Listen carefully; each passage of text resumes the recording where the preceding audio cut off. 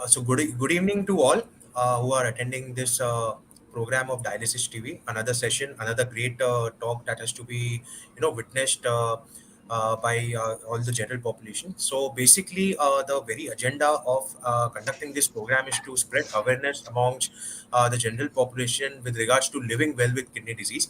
Today we have with us Dr. Navinath Mohan, who is a DM nephrologist from AINU, that is Asian Institute of Nephrology and Urology from Chennai.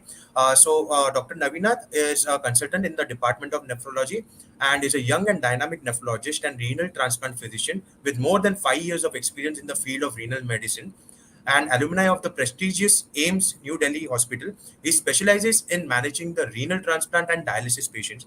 He has a special interest in ABO incompatible renal transplants, glomerular disease, chronic kidney disease, peritoneal, and hemodialysis.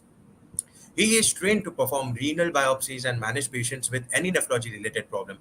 He has lots of interest in academics and is involved in teaching medical students as well. He has always been invited as a guest speaker to various conferences and CMA program. So, with this small introduction about our today's speaker, I would request sir to share his experience and help the people who are there watching our program live today, in overcoming the challenges that come along with CKD, chronic kidney disease, and help them turn towards a better life. So, over to you, sir. Yeah, so thanks a lot for that wonderful introduction. As he rightly said, nowadays kidney diseases have been on a rise. What I thought of is that instead of me just speaking, and that at times can become really boring. So, what I had done is I've planned a presentation. I had given this presentation a few months back on the eve of the World Kidney Day, which falls in March. So, I thought, why not share that with a wider audience? So I would like to thank Dr. Reddy's for the opportunity, so that I'm able to reach more number of people and educate them about what the kidney does and how you can keep your kidneys healthy. So that's what would be the motto of this talk. Thanks a lot for introducing me, and this would be the topic. So I have a few slides. Okay, so basically you need not be really worried that this would be something like a very technical talk or things like that. This is just a very basic talk about what the kidneys do in the body, so that the general public are able to understand the marvel that is the organ kidney, and how a few tips regarding how you can keep them healthy, and if your kidneys don't function, what are the treatment options which are available to you. So that's what we would be discussing in the next 20-30 minutes or so. This is my disclaimer. I don't have any financial disclosures, and as I said, I've already presented this topic in another forum. And jumping in, I always start by thanking my teachers. So I'm a product of these two great institutions, which is Madurai Medical College, where I did my undergraduate training, and the rest of my training was all done at AIMS New Delhi. So this is my current affiliation. So I bring greetings to you from the city of Chennai, where I'm currently based out of, and this is Asian Institute of Nephrology and Urology. So currently I'm talking to you from my workplace.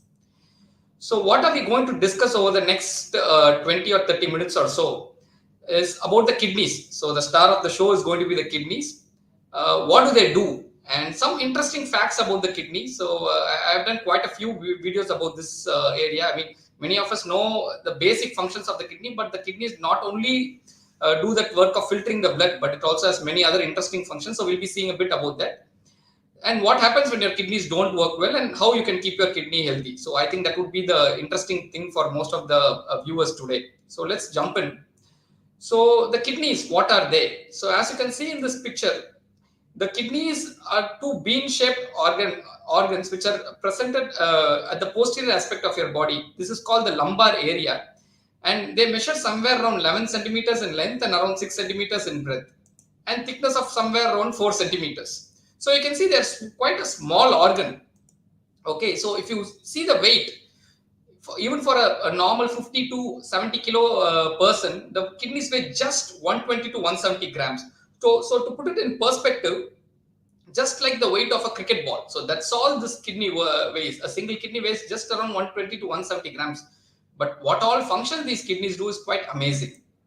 So as we all know, that many of us know that kidneys produce urine, and urine basically contains most of the impurities in our body, which is excreted through the urine outside the body.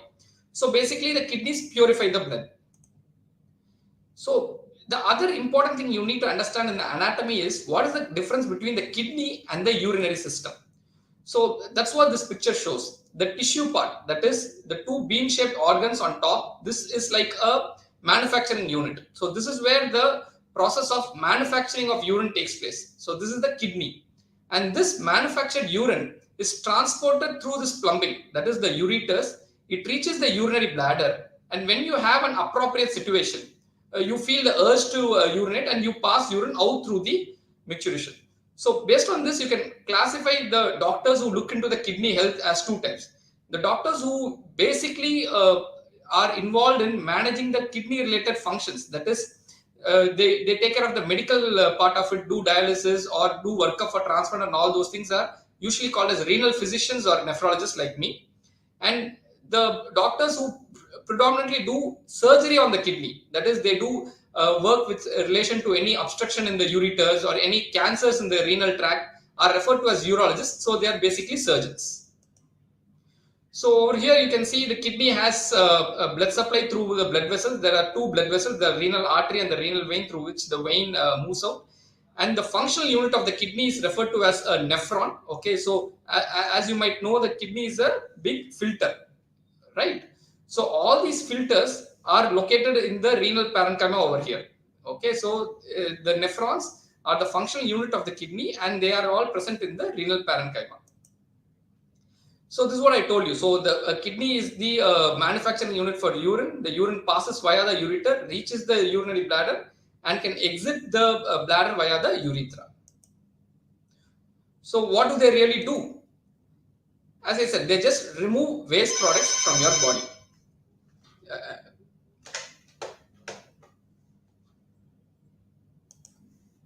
So whatever food we eat, be it proteins, fats or starches, they get digested in the body and there is development of some waste products. Now these waste products, they have to go to the bin or outside the body. So that's the function which is done by the kidney.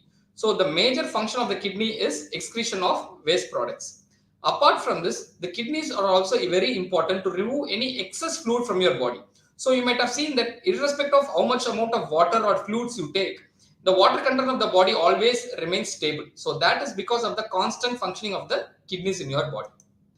They also balance the minerals and chemical content of your body. So I'm sure most of you have taken up chemistry in your school days, would have understood about the concept of pH. So it is necessary to maintain the acidity or alkalinity of the body in a certain level, so that all the enzymes or chemicals in your body function at a certain level. So for that you need a normal functioning kidneys.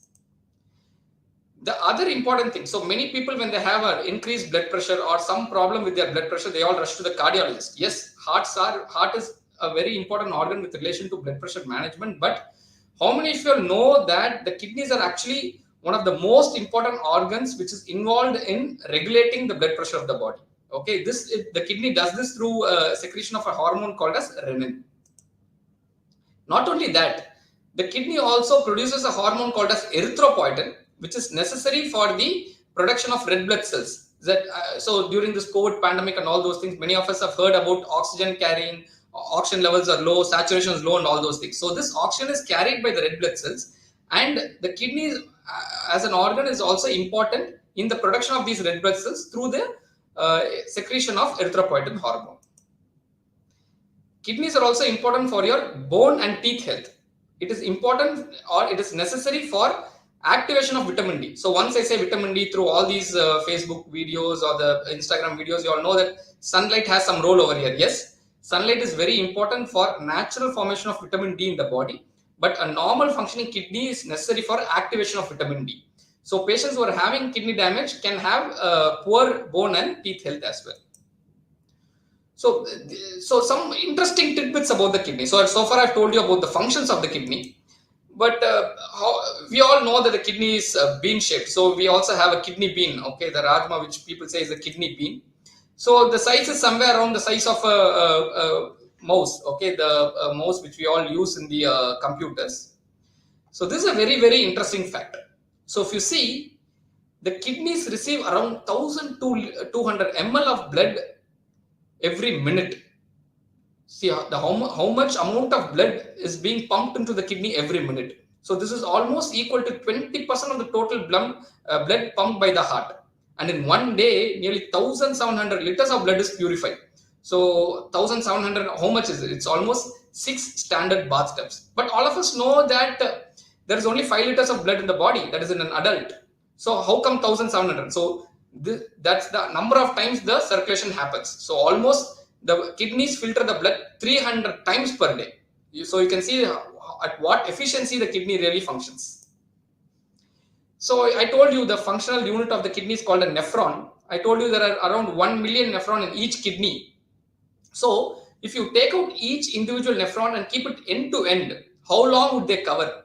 They will cover nearly 16 kilometers. So you see, 16-kilometer amount of tissue is being compacted within that 120 to 170 grams of kidney. So you can see the complexity of this organ. So if you're a Chennai, you might be able to relate to this. So it's almost the distance between the railway station in Chennai, which is in Egmore, to the airport, which is there in Meenambakam. So this is another very important point. See, the God has given us, all of us, 2 kidneys. Usually all of us have 2 kidneys. And even a single normally functioning kidney is usually sufficient for you to have a normal life. Right? So that's why, so people who are having no other comorbidities are able to donate one of their kidneys to people who are in need of a transplant. So what happens when the kidneys don't work well? So far we saw about what are the normal functions of the kidney, but what if the kidneys don't work well? Then what happens? Unfortunately, I told you kidney is a very, very efficient organ. It's a very beautiful organ, but that is also its downfall. What happens is that early stages, that is when there's just slight damage to the kidney, usually it doesn't give any signs or symptoms to the patients. So it is very, very difficult for the patient to feel something. So for example, let us say you have an infection, you will have some pain or you'll have a fever. So you'll go to a doctor, you'll get yourself tested, and then, okay, you'll know you have an infection, and then that is treated. But unfortunately, in the early stages of kidney problem, it gives no symptoms or signs to the patient. So that is why during the early stages, it is very important that you do test yourself. That is, do some blood test or urine test. So I'm not going to say everyone to go and get yourself tested. No. So there are certain high risk individuals. So let us say if you have a high blood pressure, or you are a diabetic, or you have a family history of kidney disease, then yes, even before you have any symptoms, it might be advisable for you to go and get yourself tested.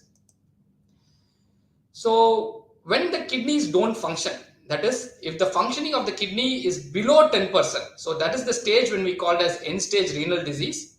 Okay, and at this stage, the kidneys are not functioning totally, and at this stage the only treatment option which these patients might need is dialysis or a transplant.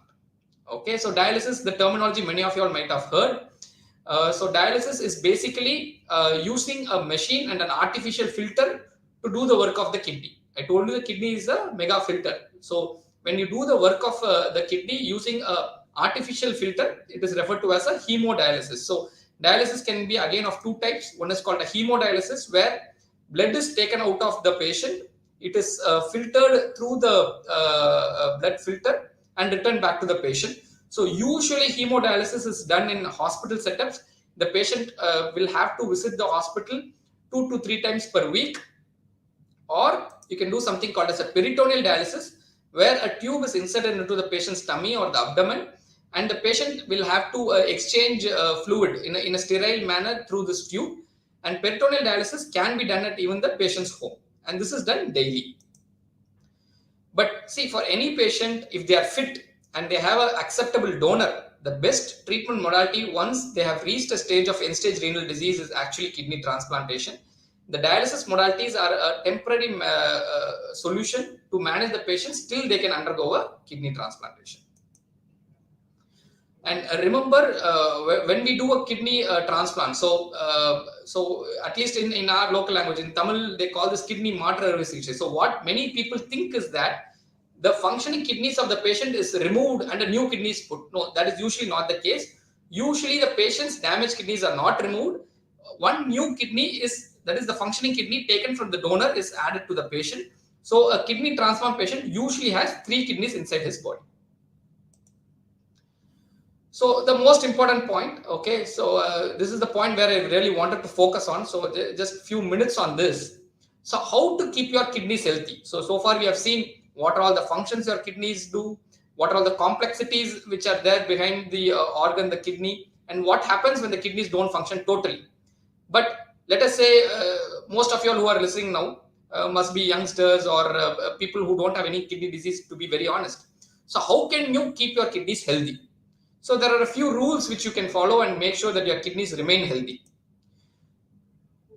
These rules are not only for the kidney but for your general well-being as well. So the most important rule is to keep yourself fit and active. So try to avoid sedentary behavior. Always try to remain active. That is, follow an active lifestyle. Okay, some amount of walking or jogging or whatever you're able to do. So if you're an elderly person, you cannot really jog or run, then you can just do walking. So at a pace at which you are able to. So we recommend that at least 30 minutes of brisk walking 5 days a week is something which we really recommend to anyone, not only to the sick people. Eat healthy food. Okay, try to avoid junk food. Okay, once in a while, yeah, I mean, if you are young and you really want to enjoy the different kinds of food, then yes, you should go for it. Because there are certain foods you can eat when you only when you are young. So I'm not going to say you should not eat any kind of fast food and all those things. Better to avoid, but if you have to have once in a while is okay. But otherwise try to include lots of vegetables and lots of fruits in your diet. Okay, and home cooked food as much as possible. Whenever possible, try to go for that. Monitor your blood pressure. Okay, so especially if you are a hypertensive or you have the disease or you suffer from high blood pressure, then it's advisable to monitor your blood pressure regularly and make sure your blood pressure is under good control. This is very, very important. Okay, so the bottom line is that if you don't want to develop any lifestyle diseases like diabetes or chronic kidney disease and all those things, make sure your weight is in check. That is, make sure you have an ideal body weight. You should not be overweight, okay, or obese. So many times obesity or overweight status usually results through bad food habits or through unhealthy food habits and a sedentary lifestyle. So as long as you shun these habits, your weight is going to be in check, and that itself will prevent you from developing many lifestyle diseases. This is very important. Okay, so maintain a healthy fluid intake. See, it's not necessary that every day you have to take some 4 liters or 5 liters of water. No, that's not what we are saying.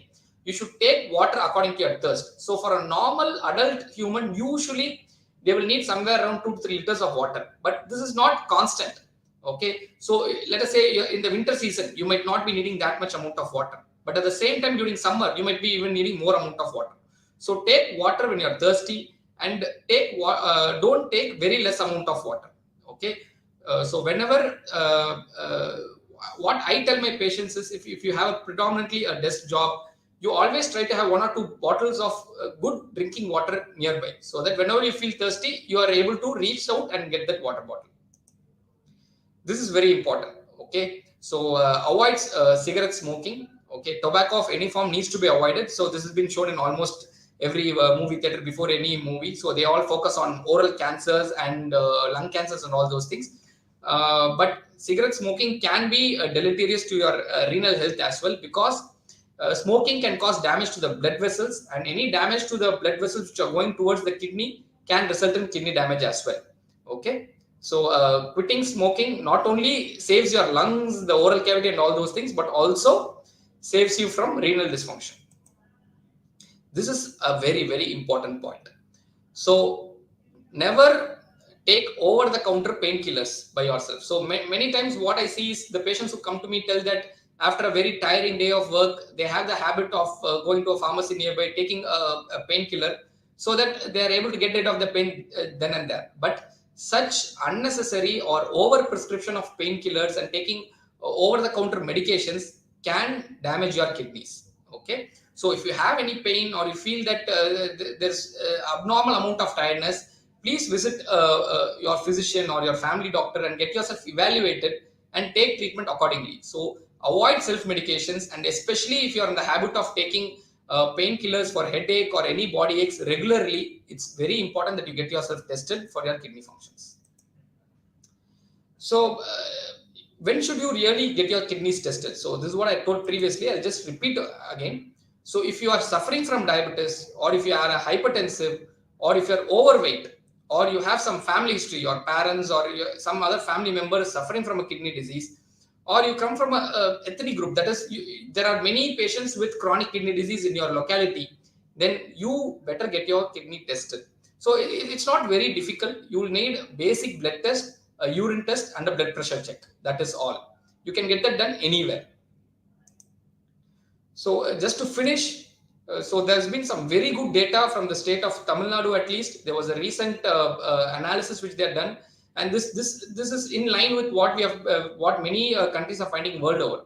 Almost 1 in 10 population seem to be having some marker of a chronic kidney disease. I don't mean to say they are having kidney failure. No, that's a different category. Chronic kidney disease is slightly different from end-stage renal disease. So they have some marker to say that there is some amount of damage in their kidneys. So the most important cause for development of chronic kidney disease is diabetes and hypertension, especially when they are not treated or taken care of in their initial stages. Okay, if diabetes or hypertension is there and they're not managed properly in the initial stages, in the long run, these patients can develop some problems in their kidney. So how you can prevent this? You follow the golden rules which I had already told you. Okay, and visit your family doctor or your physicians whenever you are at a higher risk, and follow the instruction which your doctors give. You should be able to have a healthy life. Yeah, and just to recapitulate the 8 golden rules: keep fit and be active, eat a healthy diet, check and control your blood sugar, check and control your blood pressure, take appropriate fluid intake, don't smoke, and avoid taking over the counter anti-inflammatory or painkiller medications, and get your kidney function checked if you have any of these high risk factors. So that's our hospital, and I think with that we come to the end. Yeah, so thank you.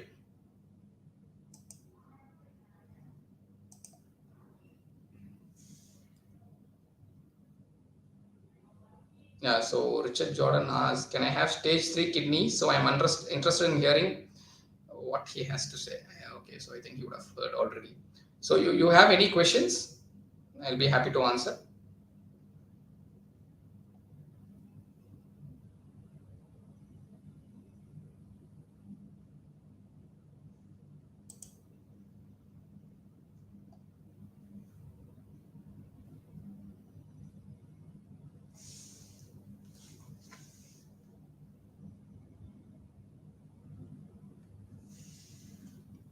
Yeah, so I have a question here. What kind of food would you recommend, for example, for lunch and dinner time if I have stage 3 kidney disease?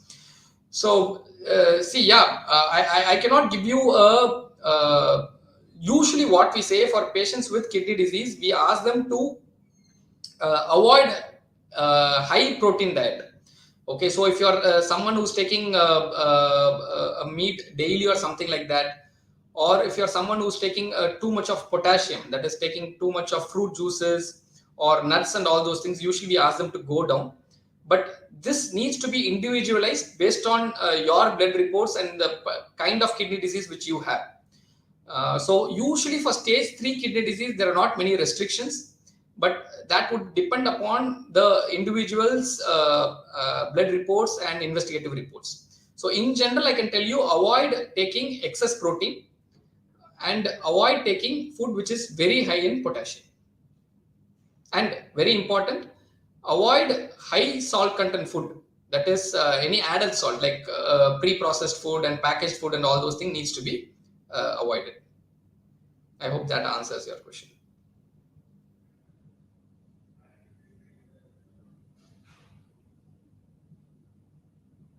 Yeah, Hari says informative talk. So thank you.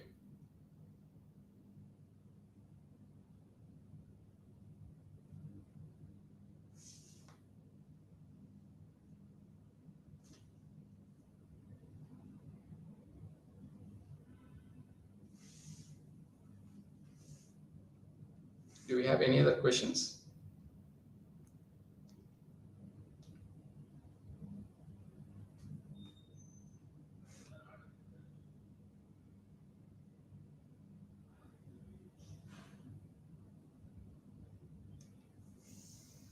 Yeah.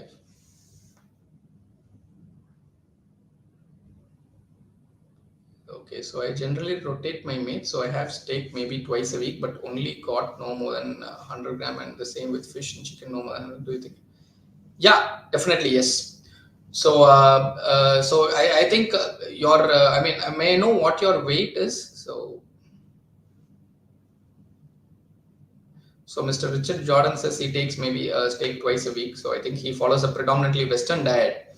So yeah, the recommendation is somewhere around zero point 0.8 grams per kg per day of proteins. So if you're below that limit, it should really not be a problem. Okay.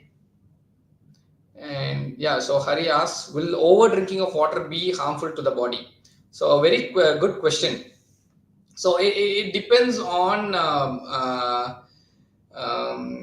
what is the situation. See, water is not a solution to all your problems. So there are some people who believe that if you drink lots of water, you will not develop any kidney problem. So that is really not the case. What we really ask the people to do is to take appropriate amounts of water. Okay. So it's really not necessary that you should sit and drink 5 to 6 liters per day. Really, that's not necessary.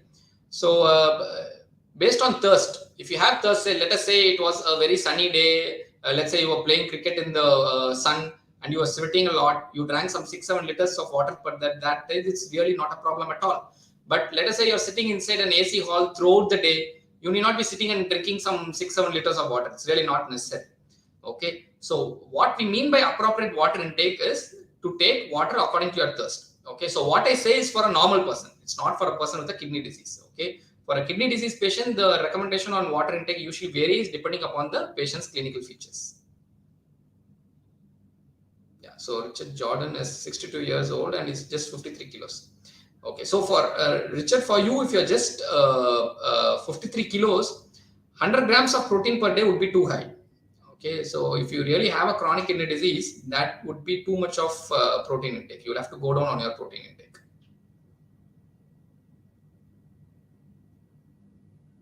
I hope I've answered Hari's question.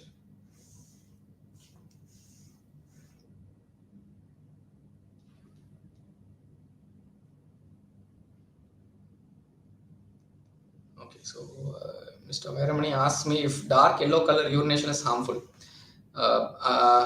Again, a very interesting question. See, a dark yellow colored urine can mean many things, but many times people relate it to a concentrated urine.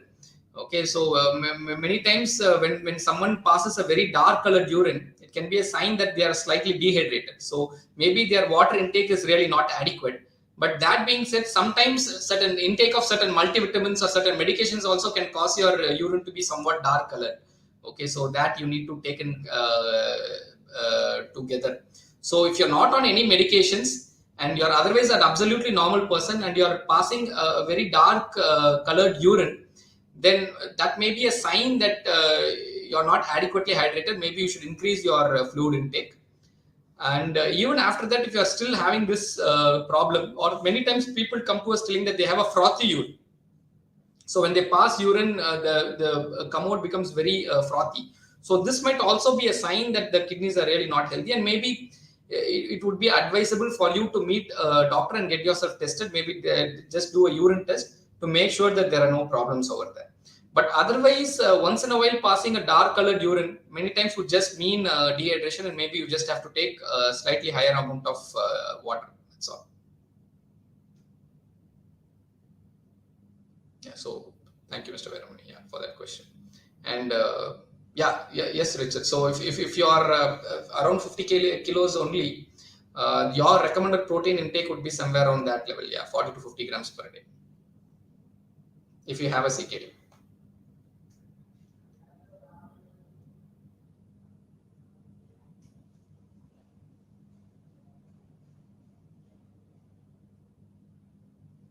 Yeah, fluctuations in GFR does happen. I mean, you don't get the same GFR value every time.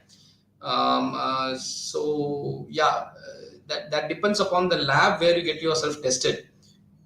So if it's a standardized lab, it should really not be a problem.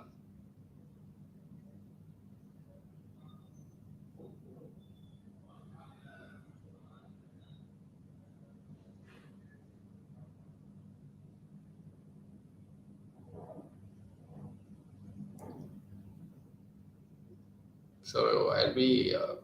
It's easier to answer general questions. So if you have any specific question, I would really recommend you to meet with your physician. Okay, because they will know the exact clinical history. So it becomes very difficult for me to answer patient specific questions. So it's always better to be in touch with your local physician or your own nephrologist if you have any specific questions. So if you have any general doubts with regard to the functions of the kidney or the signs and symptoms of kidney damage, it'll be easier for me to answer.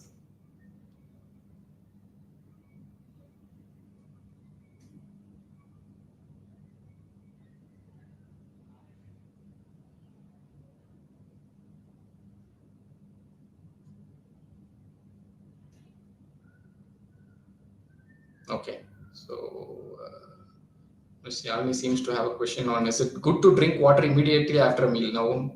Well, I don't know whether I'm really very qualified to answer that question. It has nothing to do with the kidneys, at least. I mean, it's up to you. I mean, scientifically, I don't think there's any harm in that. But many elders in the family do say that you should take water after some time after taking meals. But scientifically, nothing like that. I mean, I'm really not an expert to answer that question. At least that question has nothing to do with the kidneys. But if you want to take water after meals, I don't find any scientific reason to say no to it.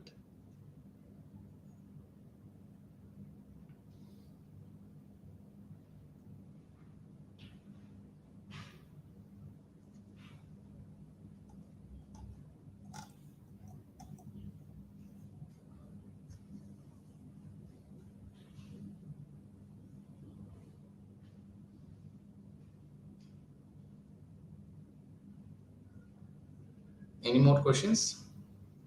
I think if no more questions, we can wind up.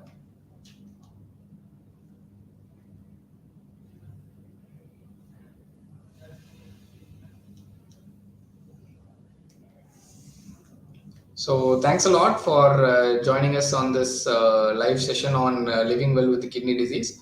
Hope the few points I told you today were of use, and do take care of your kidneys. Thank you. And thanks to Dr. Reddy's for arranging this meeting. Thank you.